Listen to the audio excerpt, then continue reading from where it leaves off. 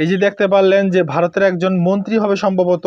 তো এই মন্ত্রী তিনি আমাদের বাংলাদেশকে নিয়ে তিনি মুখ খুললো। তিনি কি বলেছে নির্বাচনী সেটা আপনারা শুনতে পারলেন।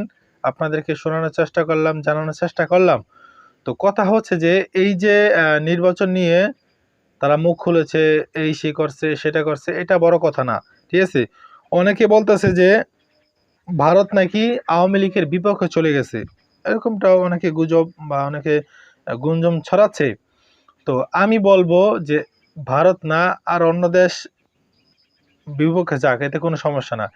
আমাদের মাননীয় প্রধানমন্ত্রী শেখ হাসিনা যে কথাটা বলেছে, কলিজা ঠান্ডা করা একটা কথা। সে কথাটা কি? সে কথাটা হচ্ছে যে যদি আমার দেশের জনগণ আমাকে না চায় তাহলে আমরা কখনোই ক্ষমতায় যাব না, এরকম একটা কথা বলেছে। খুব সুন্দর কথা বলেছে, যেটা কলিজা লাগার মতো একটা কথা। তো দেশের মানুষ ভালোবাসে বিদায় তিনি এখন পর্যন্ত তিনি ক্ষমতায় আছেন প্রায় 15 বছর পর্যন্ত। আমাদের মাননীয় প্রধানমন্ত্রী শেখ হাসিনা তিনি কিন্তু ক্ষমতায়।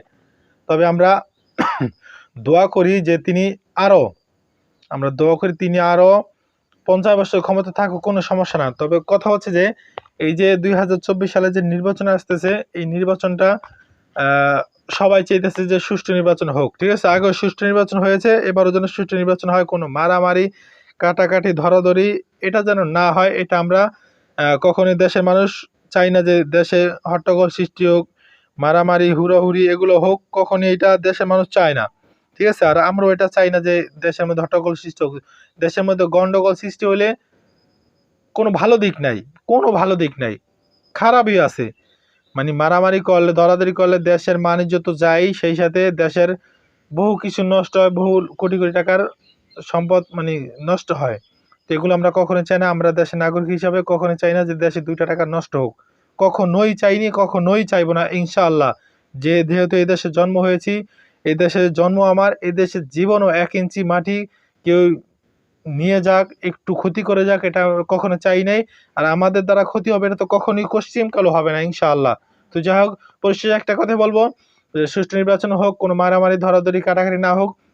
যেহেতু দেশের 95 ভাগ মুসলমান, 95 ভাগ মুসলমান তো না মানুষ, 95 ভাগ মানুষ আওয়ামী লীগকে ভালোবাসে। তো সেই ক্ষেত্রে 100% আওয়ামী লীগ পাশ হয়ে যাবে, এটা একটা স্বাভাবিক কথা, ঠিক আছে। এটা কিন্তু বড় কথা না।